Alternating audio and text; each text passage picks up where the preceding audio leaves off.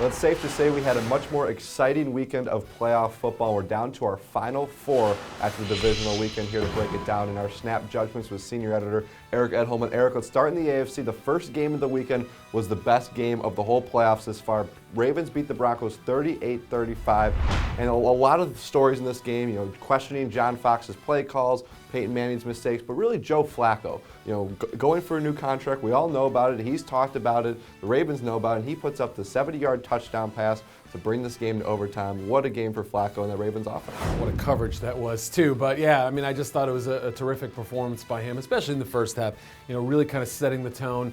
I thought flipping the game on its head with a couple of early scores by the Ravens, and that was such an important momentum shifter. But they were able to switch gears offensively too. When they took away the Torrey Smith deep balls in the second half, they changed gears. They got Ray Rice involved.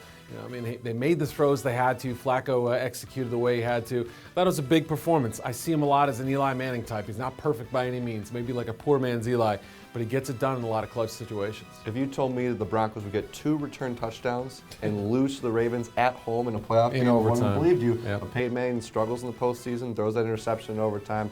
Maybe John Fox, they should have gone for it at the end of regulation. They're going to second guess that a lot for a long time, especially after what the Falcons did. We'll get to that in a little bit. We have a rematch in the AFC title game. The Ravens will face the Patriots in Foxborough.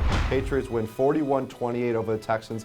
Game was close early on. After halftime, New England really just blew it away. Yeah, not a great performance by New England overall. Obviously, losing Gronkowski for the rest of the playoffs, it appears, is a huge blow for them. We'll see what Woodhead's case is. It's going to be a little bit of a limited offense, though. Remember, this is the Ravens team that beat them back in week 2. It was a classic game in Baltimore, won by a point, came down to a last-second field goal that barely made it. We remember, of course, what happened in the AFC Championship game last year. This is a Ravens team that's obviously very clutch, doesn't know they shouldn't be winning these games. They can go in New England and give the Patriots a little bit of trouble, I think. I thought the Patriots were good on Sunday, but not necessarily great. Yeah, the Texans' defense had some moments where they were able to slow it down, but in the second half, the Patriots rolled. Houston still got their points at times, and we think maybe Baltimore, with that passing game the way it's going, can find a way to get it after the secondary. Everybody got their points. The losing team scored 28, 31, and 35. It's unbelievable. There was no defense in this round, but it was fun football. Again, stark contrast from Wild Card Weekend. Going over to the NFC, it's going to be the top 2 seeds in the title game. We'll start with the 49ers, 45-31 win over the Packers on Saturday night. This game was close early on. Some great plays by both quarterbacks, but it was Colin Kaepernick using his legs and his arm. That throw to Vernon Davis was really the throw that really stuck out in my mind when he hit him over the seam. Just a phenomenal game for that second-year quarterback. And most people, myself included, picked the Packers because of Kaepernick. Shows how much I know. Yeah, well, I picked the Packers because of Aaron Rodgers, and I thought Rodgers, they did a good job of limiting his possessions there. And Kaepernick, really, to throw an early pick like he did, a pick 6, a big momentum shifter early in the game, and then be able to come back and still throw with that same confidence and take off when the running lanes are there and run that read option scheme so beautifully and read the defensive end and know I've got a lot of room here.